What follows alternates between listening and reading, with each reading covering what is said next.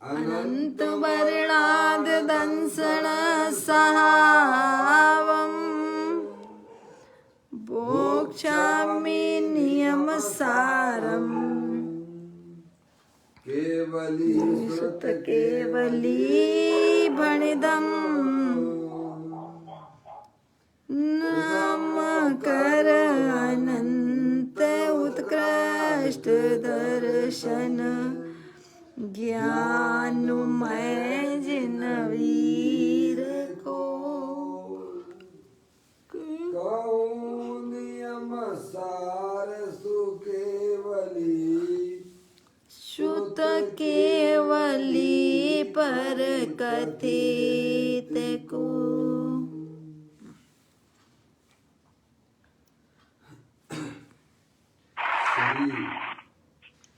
नियम सार जी नामक परम आध्यात्मिक ग्रंथ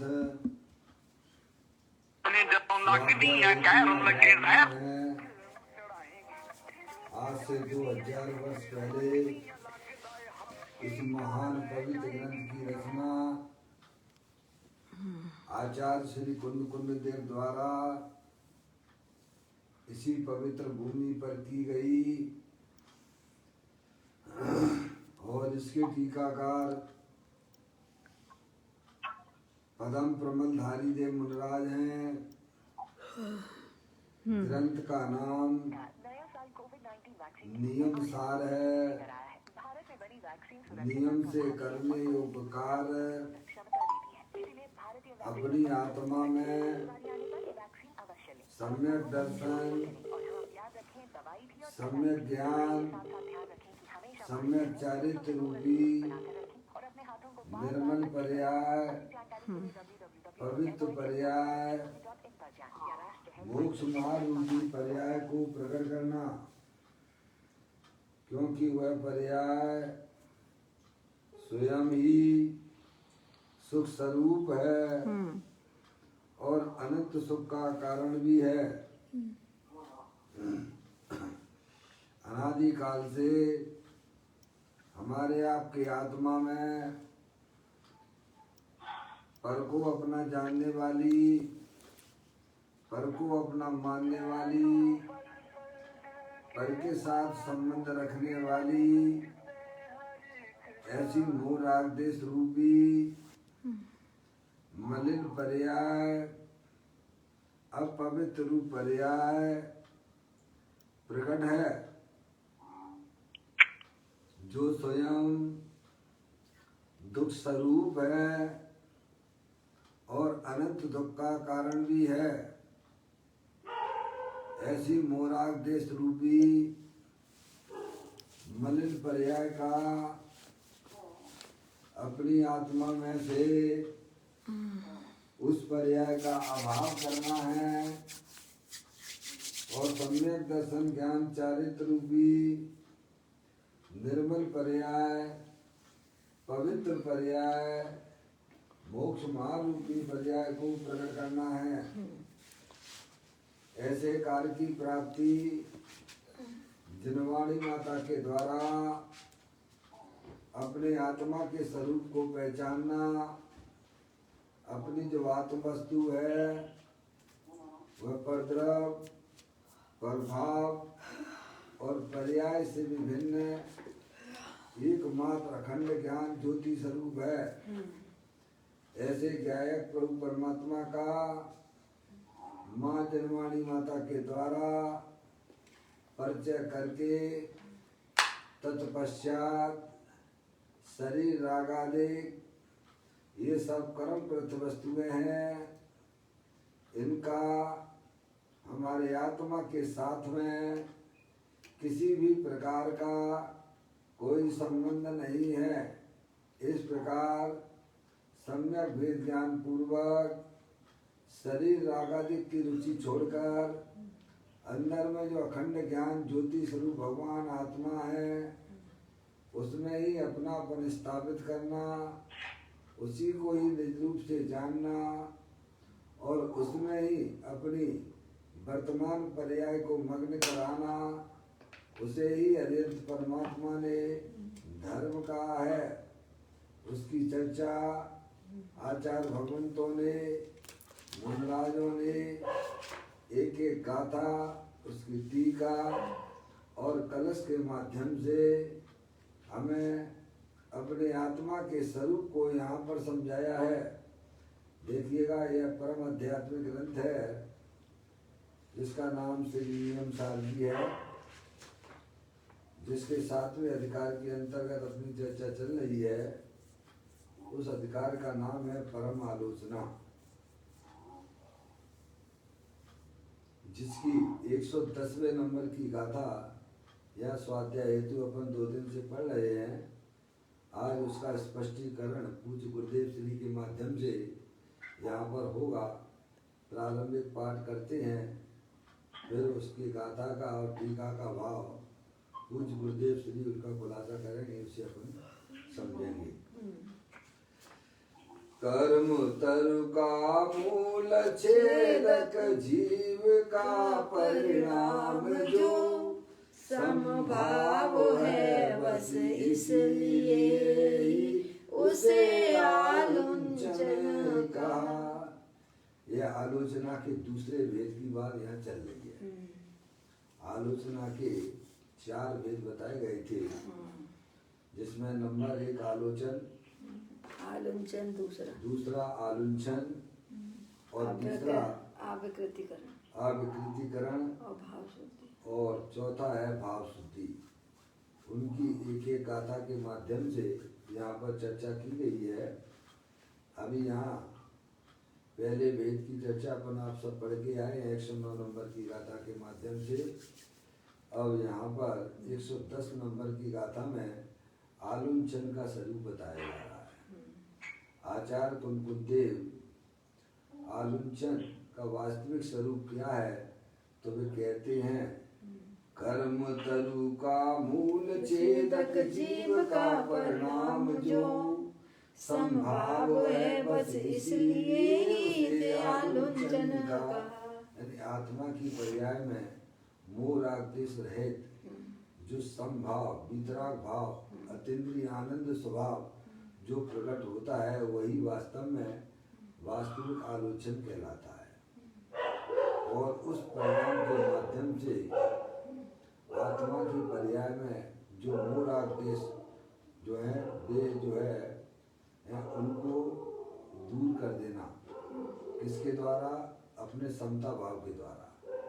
उस समता भाव की प्राप्ति अपना जो त्रिकालिक ध्रुव भगवान आत्मा है, जो कि तीनों काल समता स्वरूप है। समता रमता उरदता ज्ञायकता सुखवा वेदकता चेतनता ये सब जीव विलास। समता पर भाव जो है वह वास्तव में आत्मा का ही भाव है। आत्मा स्वयं तीनों काल वितराग स्वरूप है, समता स्वरूप है। जब जीव की पर्याय में अपने ज्ञायक परमात्मा के अवलंबन से जो पर्याय में वितराग दशा समता भाव प्रकट होती है, वही वास्तविक आलुंचन का आलुंचन उसे कहते हैं। देखिएगा, इसी गाथा और टीका को पूज्य गुरुदेव श्री ने किस प्रकार ये इसको हमें समझाने का प्रयत्न किया है, उसको अपन देख लेते हैं। आप निकाल लीजिए 908 नंबर के पेज पर। यहाँ नियम सारणी का यह तीसरा भाग है, जिसका पेज नंबर 908 है। गाथा 110 पर प्रवचन। परम शुद्ध चैतन्य स्वभाव के अवलंबन से समस्त विकारी भावों को उखाड़ फेंकना, उसका नाम आलुंचन है। क्या कहा है? परम शुद्ध चैतन्य स्वभाव के अवलंबन से, यानी अपनी जो चैतन्य वस्तु है वह तीनों काल कैसी है? परम शुद्ध है, चैतन्य स्वभाव वाली है। समझ लेंगे आप? परम शुद्ध, शुद्ध उसे कहते हैं जिसमें परद्रव्य की जिसमें मिलावट होती नहीं है, पर भाव की जिसमें मिलावट होती नहीं है। ऐसा अपना चेत निसर भगवान आत्मा जो कि तीनों काल परम शुद्ध है, समझ गया। और ऐसे ज्ञायक प्रभु परमात्मा का जो दृष्टि करते हैं, जो ऐसे आत्मा की आश्रय लेते हैं, आश्रय लेने वाली और दृष्टि करने वाली पर्याय है, समझ गए आप। द्रव्य स्वभाव तो तीनों काल शुद्ध है, पर द्रव्य और प्रभाव से भिन्न है और अपने ज्ञानादि अनंत शक्तियों सहित तीनों काल विद्वान वस्तु है, समझ गए आप। तो कहती है परम शुद्ध चैतन्य स्वभाव के अवलंबन से, अवलंबन लेने वाली पर्याय है। कौन है? पर्याय। थोड़ा जागृति लाइए। अवलंबन लेने वाली कौन है? द्रव्य है कि गुण है कि पर्याय है? पर्याय। आपके पास में पर्याय है कि नहीं है? द्रव्य है कि नहीं है? पर्याय के बिना द्रव्य नहीं होता है, द्रव्य बिना पर्याय के नहीं होता है, चाहे वह चैतन्य वस्तु हो अथवा अचेतन वस्तु हो। ये अनादि अनंत सत्य है, समझ रहे आप। तो कहते हैं कि अपना जो त्रिकालिक ध्रुव भगवान आत्मा है वह तीनों काल परम शुद्ध है। शुद्ध का हेतु क्या है कि परद्रव्य प्रभाव से भिन्न है और अपने ज्ञानादि अनंत शक्तियों सहित है, समझ में आया। अगर द्रव्य शुद्ध ना होता तो आज अर्यंत और पंच परमेष्टि हमारी मतलब वे नहीं होते। क्या कहा? अगर द्रव्य शुद्ध ना होता तो पर्याय शुद्ध आती तो आती कहाँ से, समझ गए। इसीलिए आपको यह तो मानना ही पड़ेगा, यह बात आपको मानना ही पड़ेगा कि अगर द्रव्य शुद्ध ना होता तो पर्याय में शुद्धि नहीं आती, और जब पर्याय में शुद्धि नहीं है वह पंच परमेष्टि के भी अभाव का प्रसंग बन जाएगा। समझ में आगे भैया इतनी बात। पंच परमेष्टि द्रव्य है कि गुण है कि पर्याय है? पर्याय। अच्छी तरह बोलो भैया। मैंने प्रश्न पूछा आपसे कि पंच परमेष्टि द्रव्य है कि गुण है कि पर्याय है? हाँ, इसलिए आप जागृति लाइए। आप हैं गुण है। चलिए, और भी कोई बोलना चाहता हो तो बता सकते हो। पापा, पंच परमेष्टि द्रव्य है, गुण है कि पर्याय है? पर्याय है। द्रव्य, कोई कहता द्रव्य तो कोई कहता गुण तो कोई कहता पर्याय। अब बताओ तुम कहाँ क्या है? पापा आपका कुछ अभिप्राय मत है क्या पंच परमेष्टि के बारे में? माला तो रोज ना जपते हो पंच परमेष्टि। ओम नमः सत्य। भगवान के दर्शन करने भी जाते हो मंदिर में, तो क्या करें, बंद कर दें क्या? हमने कब कहा बंद कर दो चालू कर दो? मैं तो प्रश्न पूछ रहा हूँ, समझ में आया भैया? ऐसा नहीं अपन मनुष्य पर्याय का समय अपना व्यर्थ नहीं चला जा रहा हो भगवान के नाम पर, है? मम्मी, पापा मम्मी है? पप्पू भैया? पापा नहीं बता कहाँ है, पूछो इनसे पापा से। पापा तो आपके पास में पेंडिंग होते जा रहे हमारे प्रश्न के उत्तर। आपको पेंडिंगों के नाम मालूम है कि नहीं? कौन कौन से पेंडिंग कर लिए आपने? अरे कौन कौन से पेंडिंग होंगे, पहले पेंडिंग के नाम बता, फिर उत्तर तो हम बाद में लेंगे। एक जो 4 ये बड़े तुम्हारी जो है पुत्री है ना, है आपके बड़े पुण्य है पापा, सब लोग सहयोग कर देते हैं। तो बोलो पापा। पापा पूछोगे तो मैं बोलूंगा नहीं, ऐसा है क्या? हाँ, पेंडिंग काम बोलिए। अभी तक आपने पेंडिंग काम हमारे बताया नहीं अभी तक। ऐसा भिंड में आगे दोगे क्या? क्या पापा? आकिंचन कहाँ से आ गया यहाँ में? आलंचन। आलुंचन, आलुंचन है नहीं पापा? हम सुनने में भी मिस्टेक कर रहे होंगे। हम बिल्कुल से आलोचन, आलुंचन और अविकृतिकरण। बहुत सुंदर बात पापा, आपने बहुत बढ़िया काम कर दिया। 75 पैसे का काम तो कर दिया। एक और रह गया है? कोई बात नहीं पापा, भूल जाते कोई बात नहीं, लेकिन याद करने लायक है ये चीज। ये बात ध्यान रखो, ये ऐसी विद्या है कि ये अनंत काल तक यही की यही रहने वाली है, इसमें कहीं अंतर नहीं आएगा। भाव शुद्धि चौथा है, भाव शुद्धि। एक तो आपने निपटा दिया। दूसरा प्रश्न कल हमने आपसे किया था, आपको पता है कि नहीं पता है? दूसरा कोई बात नहीं। दूसरा प्रश्न हमने किया था, औदैक आदिक 4 भावों के नाम बताओ। 5 भाव बताने आचार्य भगवंतों ने। औदैक भाव, औपसमिक भाव, औपसमिक भाव, छायक भाव और परम पारिणामिक भाव, जिसको परम भाव नाम से कहा गया है, परम पारिणामिक भाव। ठीक है पापा? आज प्रश्न आ गया पंच परमेष्ठी। आप उनकी माला जपते हो? जपते हो। उनकी पूजा भी करते हो? करते हो।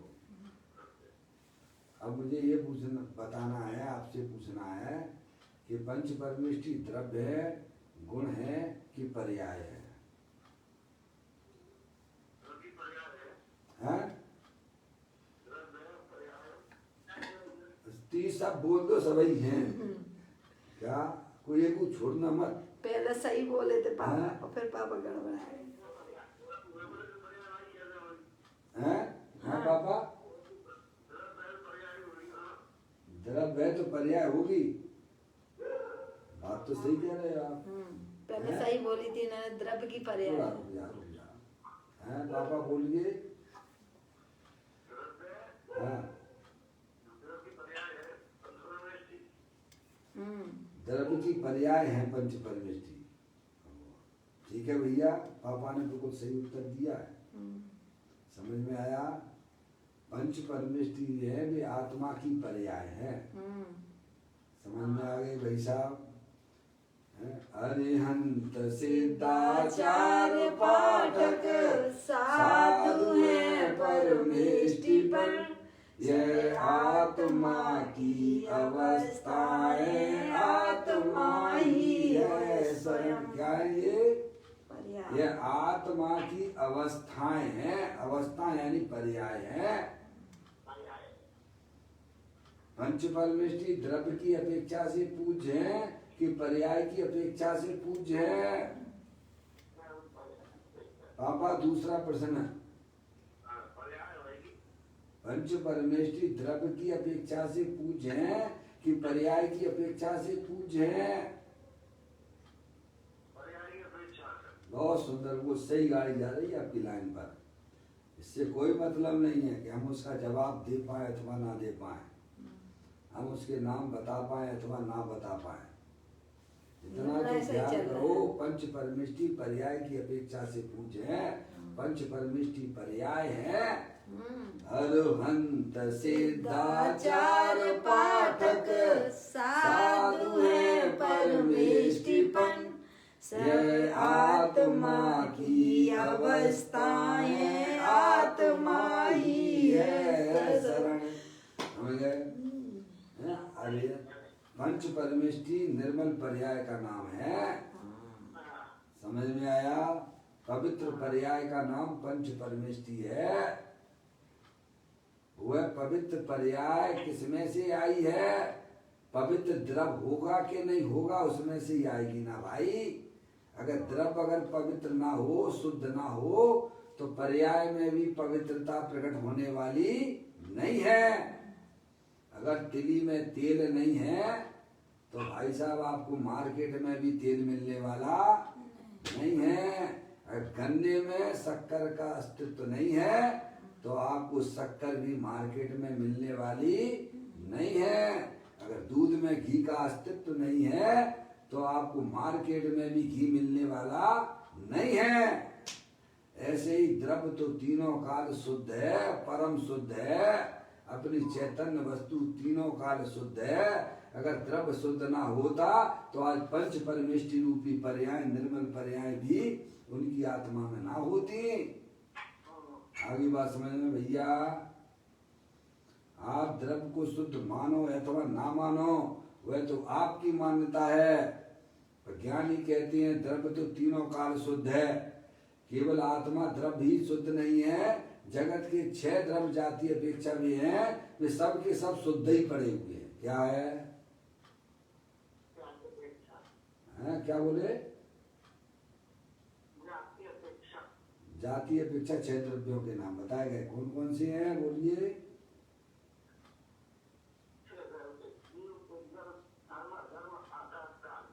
बहुत सुंदर बात है नहीं? वे सब द्रव्य जो हैं शुद्ध हैं द्रव्य की अपेक्षा से, ठीक है। पर्याय अपेक्षा से तो 2 द्रव्यों में अशुद्धता बताई गई है। धर्म द्रव्य, अधर्म द्रव्य, आकाश द्रव्य और काल द्रव्य वे अनादि अनंत द्रव्य की अपेक्षा तो शुद्ध हैं ही, लेकिन पर्याय की अपेक्षा से भी वे शुद्ध हैं। अशुद्धता तो 2 द्रव्यों में बताई गई है पर्याय में, एक जीव द्रव्य और एक पुद्गल द्रव्य, ठीक है। तो सच्चा ज्ञान करना भाई साहब। तो यहाँ कहते हैं कि वह अशुद्धता टलेगी, तो टलेगी कैसे पर्याय की अशुद्धता जीव की? तो ये कहते हैं परम शुद्ध चैतन्य स्वभाव के अवलंबन से। काय के? परम शुद्ध।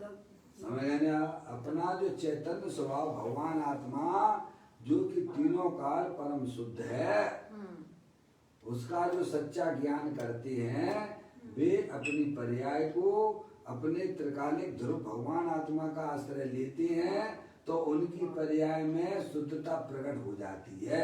ये काम करना सीख जाओ। अगर ये काम करना नहीं आया, चाहे कितनी भगवान की पूजा करो, चाहे जितनी भगवान की मालाएं जपो और चाहे जितनी भगवान के आगे अष्टांग नमस्कार करो, अगर ये काम अगर जिंदगी में ना कर पाए तो भाई साहब 4 गति 84 लाख योनियों में आपको और हमें कोई बचाने वाला नहीं है, कोई रोक नहीं सकता है। मम्मी क्या काम करना चाहिए जिंदगी में? करने योग्य कार्य क्या है? बस ये पर्याय का धर्म है। जैसे स्त्री का धर्म अपने पति के साथ में रहने का होता है, वैसे ही पर्याय का धर्म भी अपने त्रिकालिक ध्रुव भगवान आत्मा के साथ में रहे। आश्रय लेना, समझ गए? बिना आत्मा के ज्ञान के बिना कोई भी पर्याय, कोई भी द्रव्य अपनी आत्मा का आश्रय नहीं ले सकता है। जे स्वरूप समझे बिना पावे दुख अनंत, समझाऊं ते पद नमो श्री सतगुरु भगवंत। मैंने आप सबसे पहले अपने आत्मा के स्वरूप को पहचानिए। मैं चैतन्य द्रव्य हूँ, ये शरीर जड़ है, अनंत पुद्गल परमाणुओं का पिंड है। अंदर में रागादिक परिणतियां होती हैं, वे क्षण भंगुर तत्व है, वे कोई स्थायी वस्तु नहीं है। स्थायी वस्तु तो चेतने से भगवान आत्मा है, परम शुद्ध है। उसका जो जीव आश्रय ले लेता है तो द्रव्य के अंदर जो शक्तियां थी उनकी पर्याय में अभिव्यक्ति हो जाती है। इसे ही अनंत परमात्मा धर्म कहते हैं। ये काम करना सीखना पड़ेगा भैया, समझ में आया? कहते हैं परम शुद्ध चैतन्य स्वभाव के अवलंबन से समस्त विकारी भावों को उखाड़ फेंकना। क्या पापा आपके कमरे में अंधकार व्याप्त हो रहा है, तो उस अंधकार को कैसे भगाओगे? है जी, प्रकाश कर दीजिए तो अंधकार भग जाता है। ऐसे ही अनादि काल से हमारी आत्मा की पर्याय में विकारी पर्यायों का अड्डा जमा हुआ है। सही बात वे कैसे भगेंगे? आत्म जागृति में चेत निश्चर भगवान आत्मा हूँ ऐसे अपने अस्तित्व को स्वीकार करने मात्र से वे विकारी परिणाम दूर भाग जाते हैं। उसी को आलिंगन कहते हैं। बिल्कुल। क्या आत्म जागृति का नाम धर्म है। मैं मनुष्य नहीं हूँ, मैं स्त्री नहीं हूँ, मैं तो एकमात्र अखंड ज्ञान ज्योति स्वरूप भगवान हूँ। ऐसी जो पर्याय में स्वीकृति करता है उसकी पर्याय में मिथ्यात्व तो तत्काल भाग ही जाता है और रागादिक परिणति किंचित रह जाती हैं। वे भी अपने आत्म जागृति पूर्वक वे भी भाग जाती हैं। यार बहुत ही सुंदर मार्ग है भाई साहब। घर बैठे आनंद लूटने की बात है। आनंद लूटने के लिए पता नहीं कहाँ कहाँ भागा करते हैं। है भाई कहाँ कहाँ भागते हो? मैं तो देखता हूँ सब ऐसे स्पीड में भागते हैं। कहाँ जा रहे हैं, क्या कर रहे हैं? कोई बिजनेस वाला भाग रहा है, सर्विस वाला भाग रहा है, ऐसी दौड़ लगा रहे हैं जैसे कि अलौकिक में जाने की तैयारी कर रहे हो। जा सकता है क्या? नहीं जा सकता। फिर हमारी पर्याय में इतनी उथल पुथल क्यों? कभी हम इन बातों को विचार ही नहीं करते हैं। अरे तुम लोकाकाश के वस्तु हो, पदार्थ हो, लोकाकाश में ही रहने वाले हो। ज्यादा उछल कूद मत करो, अपने चैतन्य वस्तु को पहचानो जो कि ज्ञानानंद स्वरूप है। बस चुपचाप शांति से अपनी आत्मा का भोग करो। माँ चिट्ठे माँ जंपे जी, न तो किसी प्रकार का विचार कर न चिंतन कर। अपने आत्मा के आनंद लेने के लिए इन चीजों की कोई जरूरत नहीं है। चुपचाप अंतर्मुख होकर अपनी आत्मा का भोग करो। समझ में आया? ऐसी आनंद वस्तु विद्वान है, ज्ञानी ऐसी वस्तु का भोग करते हैं। कहते हैं परम शुद्ध चैतन्य स्वभाव के अवलंबन से समस्त विकारी भावों यानी मोरादेश के परिणाम जो हमारे लिए दुख रूप हो रहे हैं, जो संसार के कारण हैं, ऐसे मोरादेश परिणामों को ज्ञानियों ने उखाड़ के फेंक दिया है। क्या कर दिया है? आत्मा में जागृति लाई। ओहो, तो वे मोरादेश के परिणाम उनको उखाड़ के फेंकना, इसका नाम आलुंचन है। आगे बात समझ में? इतनी बात आज तक ना समझी जीव ने। क्या अनंत काल निकल गया। फिर कहते हैं देखिए आप, आत्मा में एकाग्रता करना धर्म है। ये कौन सा धर्म आएगा भैया? यही इसी को धर्म कहते हैं। काय में पापा आत्मा में एकाग्रता करना धर्म है। और हम धर्म किसे समझ बैठे थे कि भगवान की पूजा करो, भक्ति करो, हैं, और क्षेत्रों की जाके कैसा में वंदना करो तो हमारी आत्मा में धर्म हो जाएगा। हैं? बताओ। हैं? वो धर्म नहीं है, वो शुभ भाव तो हो सकता है, वह कर्म है, वह कोई धर्म नहीं है। धर्म तो अरिहंत परमात्मा ने कहा है कि अपनी आत्मा में एकाग्रता करना। सबसे पहले अपनी आत्मा को पहचानिए, फिर उसी में ही वह पर्याय मस्त हो जाती है। हस्ती की मस्ती में मस्त, मस्तों की दुनिया में तू मस्त हो जा, आत्म के रंग में ऐसा तू रंग जा, आत्म को आत्म में घोल के तेरा प्रभु तुझ ही में डोले।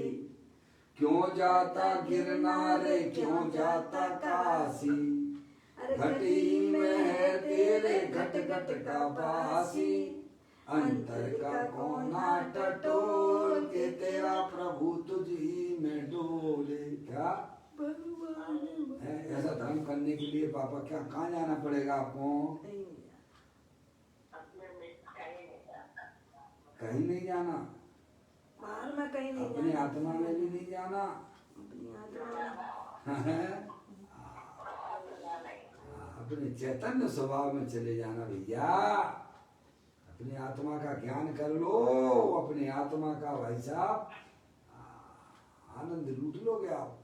समझ लिया, जिन जिन जिन जो भी चले हैं सब इसी एक आत्मा के ज्ञान और श्रद्धान के बल पर टिके हैं। उन्होंने ही संसार की विजय प्राप्त की है। समझा? तो कहते हैं आत्मा में एकाग्रता करना धर्म है। आपके पास में क्या नहीं है बोलो? क्या आत्मा नहीं है? क्या पर्याय नहीं है? अत्यंत सिद्ध परमात्मा है। वे सुखी हैं कि दुखी हैं? सुखी हैं, कितने सुखी हैं? बोलो, हमारे साथ साथ चलते चलो भाई। परिपूर्ण सुखी है। कितने सुखी हैं? सिद्ध परमात्मा, नियत परमात्मा पूर्ण सुखी है। काय के बल पर सुखी हैं? शुद्धात्मा संयोगों के बल पर सुखी है क्या? नहीं। अरे सिद्ध भगवान के पास तो शरीर भी नहीं है, हैं? वैसी आत्मा हमारे तुम्हारे पास में है कि नहीं? तो फिर दुखी क्यों? उसको स्वीकार नहीं कर रहे, बस इसीलिए दुखी है। और क्या? अगर आप सिद्ध भगवान को अनंत सुखी मानते हो तो वो चीज हमारे और वे अनंत सुखी अपनी आत्मा के बल पर हैं, तो वैसी आत्मा तुम्हारे पास में है या नहीं है? तो तुम दुखी क्यों? स्वीकृत ही नहीं कर रहे हैं। बाहर में तो आप बहुत का समझिए भाई साहब तुम पैसे वाला कैसे हो गया, मैं भी का सब पैसे कमाने का अंदर जुनून चढ़ता है। ये मोही जीवों से अपनी कल्पना ना करना। तुम आत्मा हो, जानने देखने वाले पदार्थ हो, वस्तु हो। अपनी जो है तुलना करना तो सिद्ध परमात्मा से करना। प्रभु तुम आप पर्याय में इतने आनंदित क्यों हो? तो प्रभु कहते हैं मेरे पास देख लो भैया, ना तो शरीर है, ना कर्म है, ना कोई संयोग है, ना बीवी है, ना टीवी है, ना गाड़ी है, ना लाड़ी है। क्या है? और हमारे पास सब कुछ होने पर भी दुखी। देखो तो कैसे मूर्ख हालांकि उसका उपयोग नहीं कर रहे ना, दृष्टि नहीं है। क्या कह रहे भैया? पहले मकान जो है खुद का नहीं था, खुद का हो गया तो भी दुखी हैं? इतने सहयोग इकट्ठे कर लिए पापा हैं। पप्पू भाई आवाज नहीं आ रही? हाँ थोड़ा ही, हाँ थोड़ा डिस्टर्बेंस ना करें प्लीज। है सोचिए, थोड़ा विचार करिए। सिद्ध भगवान भी आत्मा है, वे अनंत सुखी है पर्याय में। और आत्मा तो वो वस्तु तो हमारे पास में भी है ना, है कि नहीं? पहले ये बोलो, है तो तुम दुखी क्यों? क्योंकि तुम अपनी आत्मा का तुम्हें ज्ञान नहीं है, तुम्हें अपनी आत्मा का श्रद्धान नहीं है। जब ज्ञान और श्रद्धान नहीं है तो पर्याय आत्मा में लीन कैसे होगी? इसीलिए ज्ञानी कहते सर्वप्रथम पहले निर्णय करो, मैं चेतनी सर्व भगवान आत्मा हूँ, मैं जानने देखने वाला पदार्थ हूँ। ये शरीर तो जो जड़ है, इसे कुछ भी नहीं पता है, ये मुर्दा है। अभी इसकी चर्चा आने वाली है। आज 9:30 बजे नहीं चल पाएगा, आज 10 बजे का प्रवचन नहीं हो पाएगा मुझे। अरे उसकी चर्चा कल करेंगे अपन। बहुत ही सुंदर चर्चा है जो हमें हमारे लिए समझना जरूरी है। दुनिया छोड़ दो, दुनिया की तरफ देखना बंद कर दो, तब कर पाओगे। समझ में आया? दुनिया के चक्कर में बहरे हो जाओ, दुनिया की तरफ से बहरे हो जाओ, लंगड़े हो जाओ, अंधे हो जाओ। मुझे तो अपनी आत्मा को समझना है, जैसे हमने अनंत काल तक नहीं जाना, अनादि काल निकाल दिया। मुझे बस अपनी आत्मा को ही समझना है, जिसके बल पर सिद्ध परमात्मा अनंत सुखी है, अनंत परमात्मा अनंत सुखी है, जिसके बल पर हमारे साधु परमेष्ठी सुख रूप परिणमन कर रहे हैं। वह चैतन्य वस्तु हमारे पास में भी है, पर हमें उसका ज्ञान नहीं है, हमें उसका श्रद्धा नहीं है, इसीलिए हमारी पर्याय में दुख की पर्याय चल रही है। कहते हैं आत्मा में एकाग्रता करना धर्म है, इसका नाम धर्म है भैया। ऐसा धर्म मूल नहीं मिले पप्पू भैया जो जाके मार्केट में खरीद लाओगे, जाके जो है मंदिर में से उठा लाओगे, क्षेत्रों पे भी ना मिले ऐसा धर्म है। जब आत्मा स्वयं जानकार हो जाता, समझदार हो जाता है, तब उसकी पर्याय स्वयं ज्ञाता दृष्टा रूप से परिणमन करती हुई भाई साहब सुख रूप परिणमन करती है। इसे भगवान धर्म कहते हैं। पर्याय में दुख की पर्याय होना वो धर्म नहीं, वो तो अधर्म है। आत्मा की पर्याय में निराकुलता की उत्पत्ति होना, इसे ज्ञानी धर्म कहते हैं। पर्याय का धर्म अपनी आत्मा के साथ में रहने का है। आगे भैया कहते हैं आत्मा में एकाग्रता करना धर्म है। एकाग्रता तो जब करोगे जब आत्मा का तुम्हें ज्ञान होगा, ध्यान होगा, तब एकाग्रता होती है। एकाग्रता चारित्र्य, सम्यक चारित्र्य का वेद है। इसीलिए जिन्हें धर्म करना हो, कुछ गुरुदेव श्री खुलासा करते हैं, जिन्हें धर्म करना हो उन्हें निजात्मा में एकाग्रता करना चाहिए। जिन्हें धर्म करना हो अथवा जिन्हें अपनी पर्याय में सुखी होना हो, वर्तमान में सुखी तो होना है पप्पू भैया, पर हम किनके बल पर सुखी होना चाहते हैं? संयोगों के बल पर सुखी होना चाहते हो। भगवान के सामने बोलते बहुत बढ़िया सुंदर शब्दों में बोलते हो, वन में जीवर घूम चुका, कण कण को जीवर भर देखा, मृग सम मृग तृष्णा के पीछे, मुझको न मिली सुख की रेखा। कैसे मिलेगी भाई साहब? है ही नहीं। पापा आपकी अंगूठी खो गई थी, आप पूरे घर में ढूंढ रहे थे, मिल गई क्या? नहीं मिले। पापा बोलो, नहीं। क्यों नहीं मिली? माँ थी नहीं है, माँ गिरी नहीं आती। बताओ, जहाँ गिरी है वहाँ ढूंढोगे तो मिल भी जाएगी भाई। जहाँ गिरी नहीं है वहाँ तुम 24 घंटे दुनिया को खुद को परेशान हो रहे, दूसरों को भी परेशान कर रहे। ये ढूंढो भाई, इसी मकान में गिर गई, ढूंढो ढूंढो, है क्या मिलने वाली है क्या? ऐसे ही हम पंच इंद्रिय के विषयों में सुख की कल्पना करते रहते हैं। ये बात अभी की नहीं है, ये बात तुम्हारे साथ अनादि से घटती चली आ रही है। यहाँ तो बीतरागी देव के पास में आए तो आंखें खुली हैं कि प्रभु सुख तो मेरी आत्मा के अंदर विद्यमान है, मेरी आत्मा स्वयं सुख स्वरूप है, सुख शांति का भंडार है। यहाँ आंखें खुलती हैं। ये मौका आपको हमको सबको मिला है। प्रभु कहते हैं कि सुख स्वरूपी भगवान आत्मा जीव द्रव्य नामक जो वस्तु है वह तीनों काल सुख स्वरूप है, अतीन्द्रिय आनंद स्वरूप है। उसका सेवन करने से पर्याय में भी सुख रूपी परिणतियां प्रारंभ हो जाती हैं। कहते हैं आत्मा में एकाग्रता करना धर्म है। इसीलिए जिन्हें धर्म करना हो उन्हें निजात्मा में एकाग्रता करना चाहिए। क्या करना है? हाँ, पहले ज्ञान श्रद्धान पक्का कीजिए और फिर उसमें वह पर्याय निरंतर मस्त रहती है, उस अपने आत्मा के साथ खेलने लग जाती है।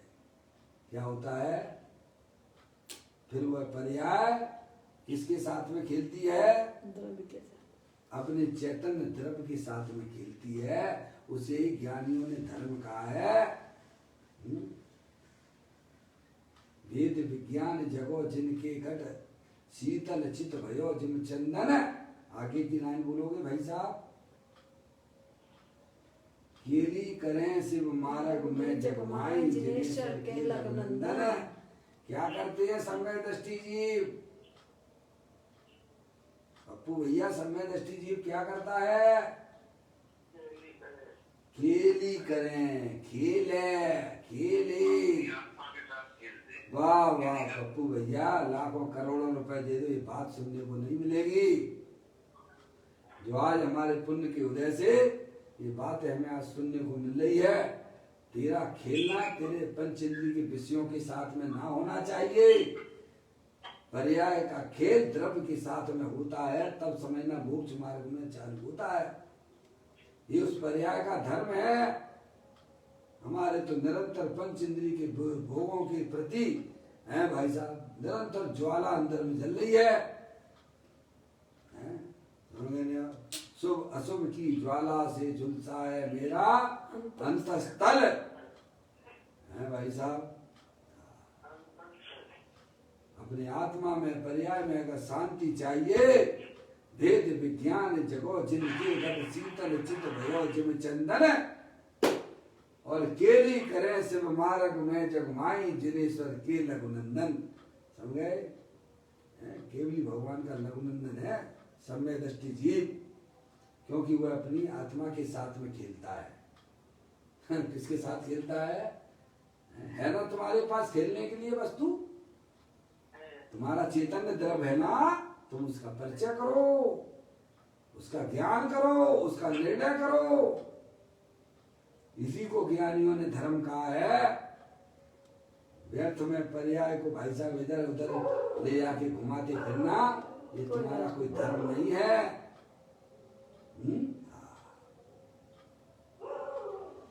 कहते हैं जिन्हें धर्म करना हो उन्हें निजात्मा में एकाग्रता करना चाहिए। आत्मा में एकाग्र होने का गुण तो है क्या? आत्मा में एकाग्रता होने का गुण तो है, ये गुण तो है सबके पास में। पर वह अनादि काल से पर में एकाग्र हो रहा है। क्या है पप्पू भैया? पप्पू भैया, अरे हाँ ना तो बोलो। है जब मैं एक बार ट्रेन में सफर कर रहा था पप्पू भैया, तो मैं स्लीपर वाली गाड़ी में था। ऊपर वाली टॉप वाली सीट हमारी थी, और नीचे जो है एक युवा और एक युवती, नीचे वाली, सबसे नीचे वाली। उन्हें फिर सब भूल गए कि हमारे ऊपर भी कोई लेटा है सीट पर। है समझ में आया भैया? तो मेरे को विचार आया कि देखो ये विवाहों में कितना तल्लीन हो रहा है, किसी यही होश नहीं है कि हमारे ऊपर वाली सीट पे कोई लेटा है। पप्पू भैया, अरे आवाज आ रही है प्रभु? पप्पू भैया आवाज नहीं आ रही क्या? आ रही है। तो हाँ ना तो बोलो भाई। मैं तो है, मैंने सोचा कि भाई साहब ये युवा युवती है, नीचे वाली सीट पर सब भूल गए कि आजू बाजू में कौन लेटा है, क्या कर रहे हैं, क्या नहीं है। तो मेरे मन में एक विचार आया कि भाई साहब जब विवाहों में इतना तल्लीन हो जाता है, अंधा हो जाता है, जब विवाहों में ये हालत है, अगर ये पर्याय द्रव्य स्वभाव में अगर मल्लीन हुई तो बताओ क्या होगा। ये तो विवाह में इतना तल्लीन हो गया कि भाई साहब उसे कुछ दिखता ही नहीं है, जो कि इस आत्मा का स्वभाव नहीं है वो। और जब पर्याय अपने स्वभाव में लीन होगी तो बताओ उसकी हालत कैसी होगी। हैं भैया? अनादि काल से है अपना भगवान आत्मा, पर में एकाग्र हो रहा है। किसमें एकाग्र हो रहा है? किसमें एकाग्र हो रहा है? पर एकाग्र हो नहीं पाया है, क्योंकि वहां कोई व्यवस्था नहीं है। एक द्रव और दूसरे द्रव के बीच में अत्यंता भाव है। समझ में आया? अपने स्वभाव में एकाग्र होना यही धर्म है। पर में एकाग्र होना वह तो अधर्म है, वह पाप है। कहते हैं वो अनादि काल से पर में एकाग्र हो रहा है। अनादि काल से अपनी विपरीत मान्यता के कारण पुण्य पाप में एकाग्र हो रहा है। काय में कोई पाप की तरफ चले जा रहे हैं भाई साहब, और तो कोई पुण्य को धर्म माने बैठे हैं। तो किसको पुण्य को ही धर्म है? कोई तो है कमाओ कमाओ कमाओ कमाओ, खाओ खाओ खाओ, हैं थकते नहीं हो क्या? हैं वही रोजीना के रोजीना के रोजीना के रोजीना के वही धंधा बना रखा है। समझ गए? अनंत काल हो गया है। जिनके यहाँ डिस्टर्बेंस हो रहा है थोड़ा ध्यान दीजिए। मैं बार बार कहता हूँ भाई म्यूट कर लीजिए, मुझे कोई तकलीफ नहीं है। इससे क्या होता है, मैं तो होता ही हूँ, साथ में जो कॉन्फ्रेंस में रहती हैं उनको भी तकलीफ रहती है भाई। अब ठीक चल रहा है, बढ़िया है, ऐसे ही रखिए भैया। है क्या कहते हैं, पर में एकाग्रता करना ये आत्मा का धर्म नहीं है। समझ में है? अपने ज्ञाय प्रभु परमात्मा में एकाग्रता करना यह वास्तव में आत्मा का धर्म है। ये हरिहंत परमात्मा ने यह बताया है। कहते हैं पर वह अनादि काल से, देखो आत्मा में एकाग्र होने का गुण तो है, प्रत्येक जीव में है। अपने आत्मा में एकाग्रता करे ऐसा गुण तो उसके आत्मा में पड़ा हुआ है, ऐसी शक्ति भी है। पर वह अनादि काल से, कब से हो भाई साहब? पापा कब से हो आप? हैं समझ गए नहीं आप? कब आपका नाश हो जाएगा? तो बताओ, इतनी मेहनत अपने लिए करो ना। क्या है, छोटे पर्याय मिल गई है भैया, बस उसी के बाद उसी के पीछे घूमते रहते हो। अनादि काल से पर में एकाग्र हो रहा है। अनादि काल से अपनी विपरीत मान्यता के कारण पुण्य पाप में एकाग्र हो रहा है। कायम हो रहा है। कोई पाप के परिणामों में रस ले रहे हैं, कोई पुण्य से धर्म माने बैठे हुए हैं। समझे?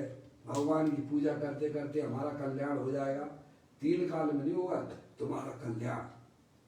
भगवान ने जो कहा है कि आत्मा, प्रत्येक आत्मा भगवान स्वरूप है, उसके स्वरूप को जानोगे, उसमें अपनी पर्याय को भंग करोगे तो तुम्हारी आत्मा का कल्याण हो जाएगा। तो कहते हैं अपनी विपरीत मान्यता के कारण, काय के कारण से? विपरीत मान्यता के कारण पुण्य पाप में एकाग्र हो रहा है। आत्म स्वभाव के अवलंबन से निर्मल सम्यक ज्ञान प्रकट होता है। क्या कहा? पर्याय में पवित्रता कैसे आती है? पवित्र स्वभाव के आश्रय से। जो शुद्ध जाने आत्म को वह शुद्धता को प्राप्त हो। तो आत्म स्वभाव के अवलंबन से, बार बार इस बात को कहते ज्ञानी, अपने आत्मा का आश्रय लीजिए, अपनी आत्मा को पहचानिए, उसके अवलंबन से निर्मल सम्यक ज्ञान प्रकट होता है। इसलिए आत्म स्वभाव में एकाग्र होने के लिए उसे के परम पारणामिक भाव का यथार्थ स्वरूप बताती है। किसका बताती है? जब आप भगवंतों की बात सुनोगे नहीं तो अपने आत्मा की पर्याय में कैसे निर्मलता प्रकट होगी भाई साहब? अनादि काल से पर्याय में मलिनता चली आ रही है, जबकि द्रव्य स्वभाव उसके पीछे परम शुद्ध पड़ा हुआ है। जहाँ पर्याय को छूता तक नहीं है, पर द्रव्य को छूने की बात तो छोड़ दीजिएगा। तो कहते हैं इसीलिए ये बात बताई जा रही है, उसके परम पारणामिक भाव का यथार्थ स्वरूप बताते हैं। यह गाथा बहुत ही अलौकिक है। क्या? इसमें त्रिकाली ध्रुव परम पारणामिक भाव की अलौकिक महिमा बताई है। किसकी बताई है? परम शुद्ध चैतन्य तत्व की। किसकी महिमा बताई है? किसकी महिमा बताई है? अपनी तो नहीं बताई, परम पारणामिक की बताई, अपनी थोड़ी बताई है। किनकी बताई है? अरे वो परम पारणामिक स्वभाव सब जीव के पास है। आत्मा कहती अपने से न्यारा मत कर लेना। जहाँ आत्मा की बात चले वो मेरी बात चल रही है। मैं तो कहता हूँ जैनेतर लोगों ने एक भजन बनाया है, ओ प्यारे परदेसी पंछी, जिस दिन तू उड़ जावेगा, तेरा प्यारा पिंजरा पीछे यही जलाया जावेगा। अरे इतनी पकड़ तो उनकी भी है। ओ प्यारे परदेसी पंछी, जिस दिन तू उड़ जावेगा। कौन उड़ जावेगा? कौन उड़ जावेगा? शरीर उड़ जाएगा। हाँ, तू शब्द का उपयोग किया उन्होंने, ये नहीं कहा कि आत्मा उड़ जाएगा। क्या कहा उन्होंने? ओ प्यारे परदेसी पंछी, जिस दिन तू उड़ जाएगा। समझ गए नहीं आप? आत्मा नहीं उड़ जाएगा, तू उड़ जाएगा। और अपन क्या सोचती है कि अपन तो नहीं रहेंगे और अपनी आत्मा उड़ जाएगी। कौन उड़ जाएगा? पापा, अपन तो यहीं रहेंगे, हैं? अपन तो यहीं उड़ेंगे, यहीं रहेंगे। कौन उड़ जाएगा पापा? अपनी आत्मा उड़ेगी। अरे बोलो पापा, ठीक है कि नहीं? हैं? हमारी मानता कैसी पड़ी हुई है? अपन तो भैया यही रहेंगे, अपनी आत्मा उड़ जाएगी। तो तुम जो है वहां तक नहीं पहुंच पाए जहां तक अजय लोग पहुंच गए। सही बात है। समझ गए आप? उड़ने वाला कौन है? इसमें अपनी महिमा बताई गई है, अपनी आत्मा की अपनी महिमा है। जब तक अपनापन नहीं आएगा तब तक आपको मजा नहीं आएगा इस चर्चा में। रुड़की वाले हैं भाई साहब, लाइन पर हैं वैसे, उनका जो है वॉल्यूम जो है हमारी तरफ नहीं खुलता है आवाज। जब मैं वहाँ गया था रुड़की में स्वाध्याय हेतु पर्यूषण पर में, 4-5 दिन तक वो भाई ने खूब प्रवचन सुना। फिर उसके बाद बोला कि पंडित जी साहब, 1-2 घंटे कैसे निकल जाते हमें तो पता ही नहीं पड़ता। नया नया व्यक्ति था अशोक भाई साहब। अभी वो उनको उनकी आवाज़ मेरी तक नहीं आएगी, वॉल्यूम खराब है ना उसका माइक है।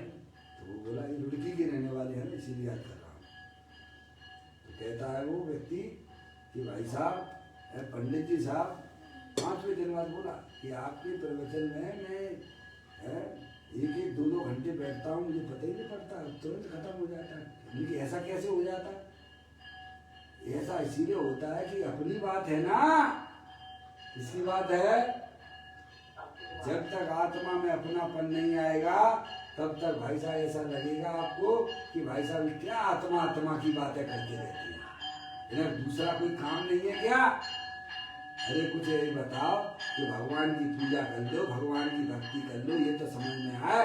ये तो कहते हैं कि भाई साहब उससे तुम्हें धर्म नहीं होता है, ये उल्टा और बोलते हैं क्या?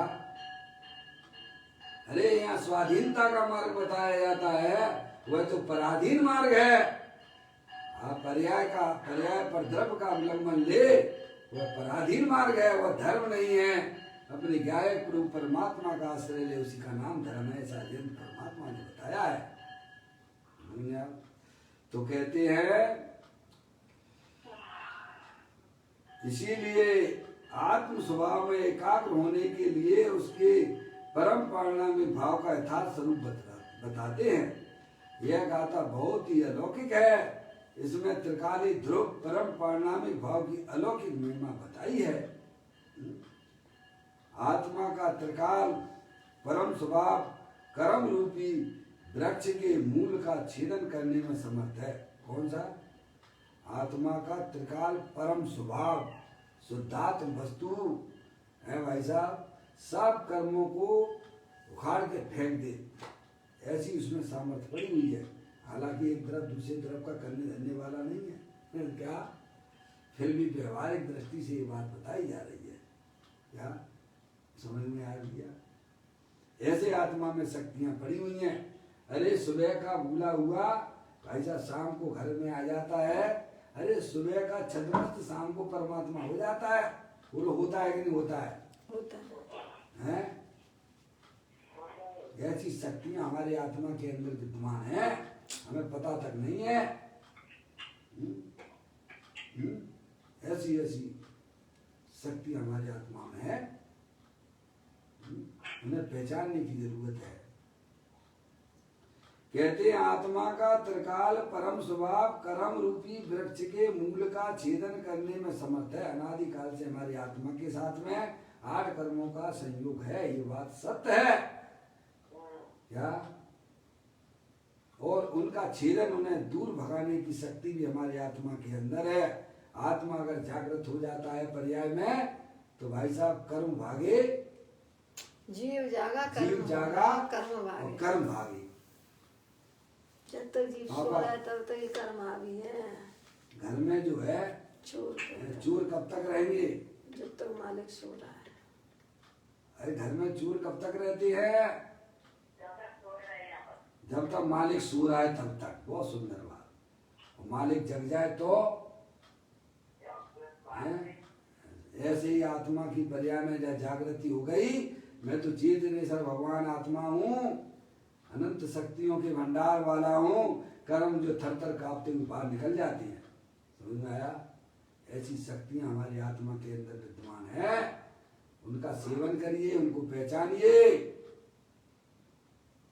अब देखिएगा, आत्मा का त्रिकाल परम स्वभाव कर्म रूपी वृक्ष के मूल का छेदन करने में समर्थ है, इसीलिए परमात्मा से वही आलुंचन है। देखो, जगत के पदार्थों का 4 प्रकार से विचार करना चाहिए। बहुत ही सुंदर बात आपके लिए आ रही है क्या? जगत के पदार्थों का 4 प्रकार से विचार करना चाहिए। किसका? जगत की, जगत है ना, संसार है ना, 4 बातों का इसमें विचार करना चाहिए।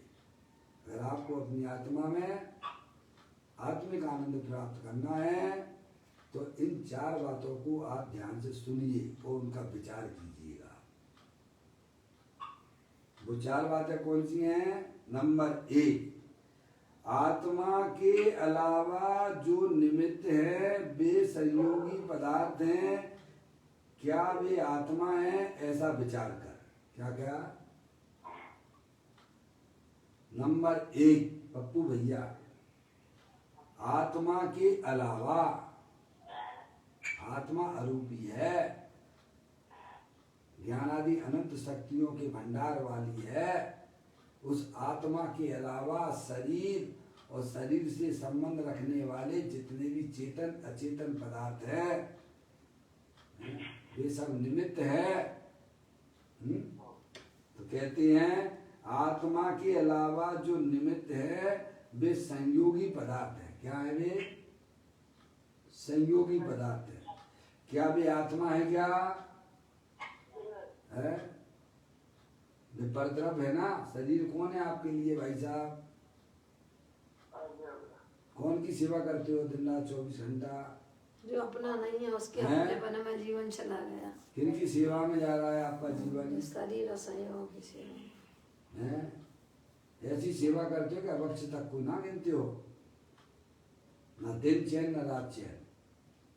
ये कैसे चैन है? समझ लेना। थोड़ा बहुत अपनी आत्मा के ऊपर करुणा करो।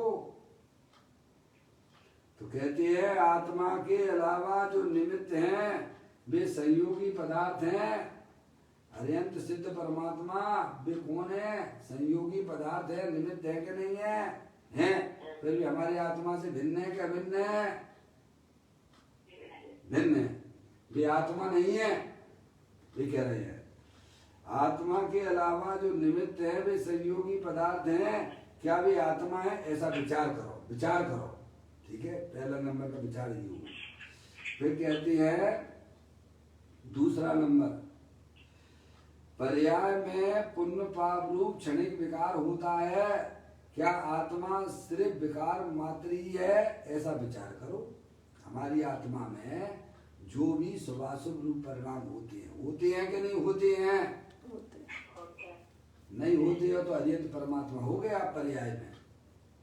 दिन के नहीं होते हैं क्या? विकार की उत्पत्ति सभी संसारी जीवों की पर्याय में होती है। अत्यंत सिद्ध परमात्मा की पर्याय में विकार नहीं होता है। उसके अस्तित्व को स्वीकार करो, फिर कहते हैं पर्याय में किसमें? त्रिकालिक ध्रुव भगवान आत्मा में नहीं। पर्याय में पुण्य पाप रूप क्षणिक विकार होता है। क्या आत्मा सिर्फ विकार मात्र ही है कि इतना ही है क्या? देखो आपकी पर्याय में कितने, अभी देखिए आप कितने कितने राग आदि परिणाम आए और आकर चले गए। पप्पू भैया कितने लाइन लगी हुई है।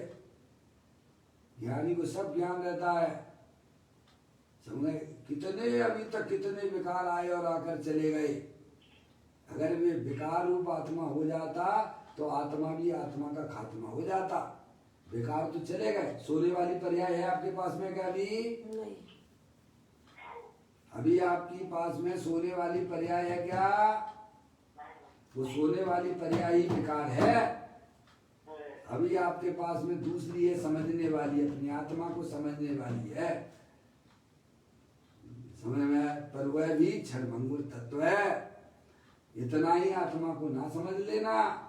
शुभाशुभ विकार जितना आत्मा को ना समझना। तुम तो तीनों काल स्थायी वस्तु हो, जानने देखने वाले पदार्थ हो, उस पर दृष्टि देने की बात की जाती है। दूसरे नंबर का विचार ये करना कि हमारी आत्मा में जो भी शुभाशुभ रूप परिणाम होते हैं, केवल शुभाशुभ परिणाम जितना ही हमारा आत्मा नहीं है। अगर शुभाशुभ परिणाम जितना आत्मा है तो वो पर्याय तो नष्ट हो जाती है, तो हमारे आत्मा भी नष्टता को प्राप्त होगा। इसीलिए विकार मात्र भी अपना आत्मा नहीं है, ऐसा विचार करना। समझ गए? आप जितना बढ़िया निर्णय करोगे उतना बढ़िया आप समझिए आप अपने आत्मा के पास जाओगे। इसी का नाम ताते हैं दिन भर कथित तत्व अभ्यास करीजिए। आगे क्या लिखा है? बस ये अपने आत्मा को अंदर देखिएगा, अंदर में क्या चल रहा है। जो विकार रूप जितना आत्मा नहीं है, अगर विकार जितना आत्मा होता तो विकार तो नष्ट हो जाते हैं, तो आत्मा का भी नष्टता का प्रसंग आ जाएगा, जो कि यह दिखता नहीं है। समझ नहीं आप? ऐसा विचार करना। तीसरे नंबर का, प्रति क्षण पर्याय होती है और बदलती है। क्या उस क्षणिक पर्याय मात्री आत्मा है? ऐसा विचार करो। पर्याय प्रति समय होती है, ये प्रति समय पर्याय होती है, पर्याय का धर्म है, पर पर्याय जितना ही आत्मा नहीं है। क्या? पहले विकारी पर्याय जितना आत्मा नहीं है ये बताया। ऐसा विचार करिए, निर्णय कीजिए, और फिर कहते हैं कि पर्याय मात्र ही पर्याय परिणमन पर्याय में होता है, त्रिकालिक ध्रुव में नहीं होता है। वो तो अपरिणामी स्वरूप भगवान आत्मा है। समझ में आया भैया? तो कहते हैं तीसरे नंबर में, प्रति क्षण पर्याय होती है और बदलती है। क्या उस क्षणिक पर्याय मात्री आत्मा है? तो कहते हैं नहीं है। ऐसा विचार करो। समझे ना? चौथे नंबर की बात, पापा कितनी बातें आ गई?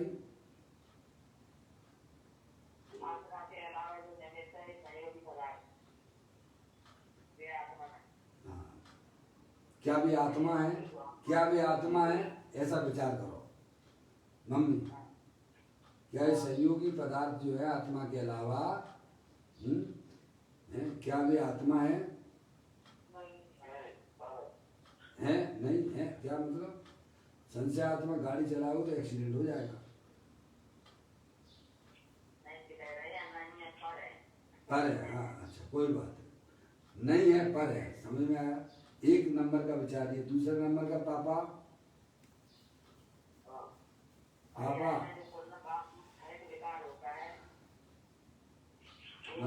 मम्मी आप बता रही हो, पापा को भी तो बोलने दो ना। आप ही अपना कल्याण करना चाहती हो, आप तो खूब पढ़ाती रहती हो लोगों को। पापा को तो बेचारे को आधा एक घंटा मिल जाए सुनने को यही बहुत है। नहीं तो फिर जो है ले आओ कमाए के, ले आओ कमाए के, घर कैसे चल रहे वो हैं? देने के अब छोड़ दो तुम तो चुपचाप। अब आप चुपचाप जाके मंदिर में बैठो, जनवाणी सुनो। पापा 4 बातें कल पूछ लूंगा मैं।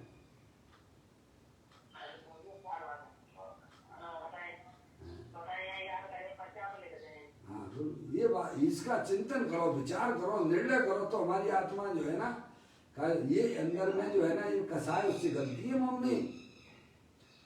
जब आप विचार ही नहीं करोगे आप तो बताओ पर्याय में कैसे बदलाव आएगा?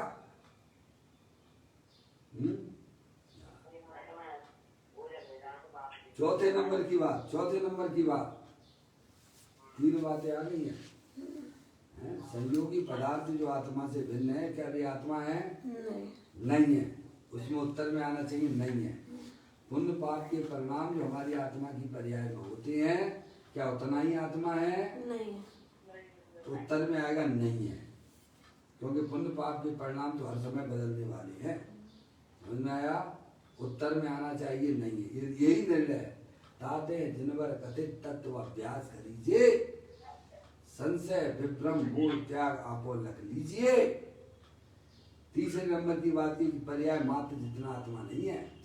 पर्याय का अस्तित्व है पर एक समय मात्र का है, पर पर्याय जितना ही आत्मा है क्या? नहीं है। तीसरी बात हो गई, पर्याय जितना ही मानेगा तो पर्याय के अभाव में आत्मा का समय में। चौथे नंबर की बात, त्रिकाल रहने वाला त्रिकाली ध्रुव ज्ञान स्वभाव ही की सत्ता है। क्या त्रिकाल रहने वाला त्रिकाली ध्रुव गायक दोबारा से, त्रिकाल रहने वाला त्रिकाली ध्रुव ज्ञान स्वभाव की सत्ता है। सत्ता है क्या नहीं है? तीनों काल को टिकाऊ वस्तु है क्या नहीं है शरीर के अंदर? है। जानने वाले का कब नाश होता है? उसकी सत्ता को स्वीकार करना, पर्याय की सत्ता को भी स्वीकार करना, पर पर्याय जितना अपना आत्मा नहीं है। संयोगों की सत्ता को भी स्वीकार करना, पर संयोग जितना तो संयोगी आत्मा नहीं है।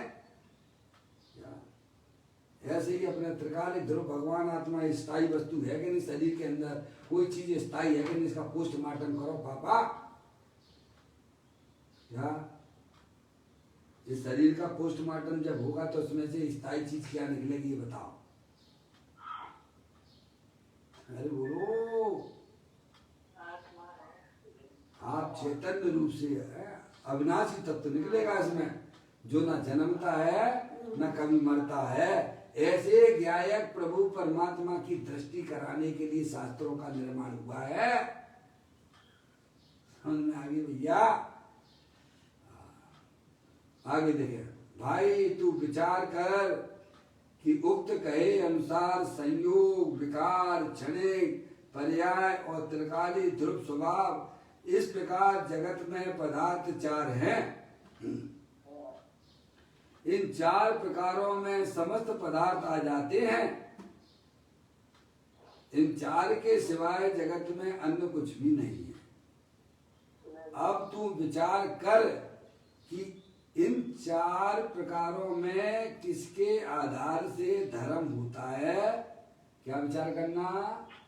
इन चार प्रकारों को जो ऊपर बताए हैं, किनके आधार से धर्म होता है, और धर्म प्रकट करने के लिए हमें किसके आश्रय लेना चाहिए? हैं? शुद्ध बुद्ध चेतन घन स्वयं ज्योति सुखधाम, बीजो कईयो केटलू कर विचार तो पाम। ये विचार वालों का धर्म है भैया। इस प्रकार से सुंदर चर्चा अभी यहाँ काफी बाकी है। कल अपन से आगे अपन चलाएंगे। आप चार बातों का खूब समीचीनता से विचार करना, है नहीं? आपको इसका लाभ मिलेगा, परिणामों में बदलते हुए भी मिलेंगे, और स्थायी जो चैतन्य वस्तु है उसकी आपको दृष्टि भी होगी। इस प्रकार से ज्ञानी इन बातों को विचार करने के लिए कहते हैं, जो हमारे हित की बात है। निज निधि निज में बताई, ये अनंत अनंत उपकार है, उसके लिए जिन वाणी माँ को वंदना सतवार है, वंदना सतवार है। नौवा नमोकार मंत्र।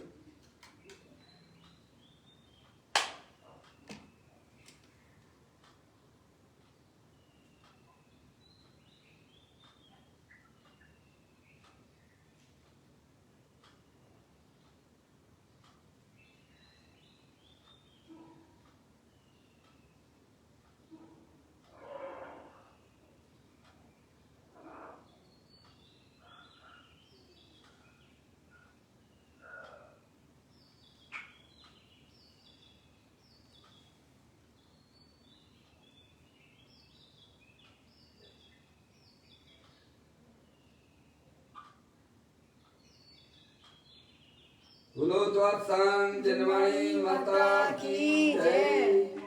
माँ जैन धर्म की जय। सभी सधर्मी आत्मार्थी बंधुओं को सदर जय।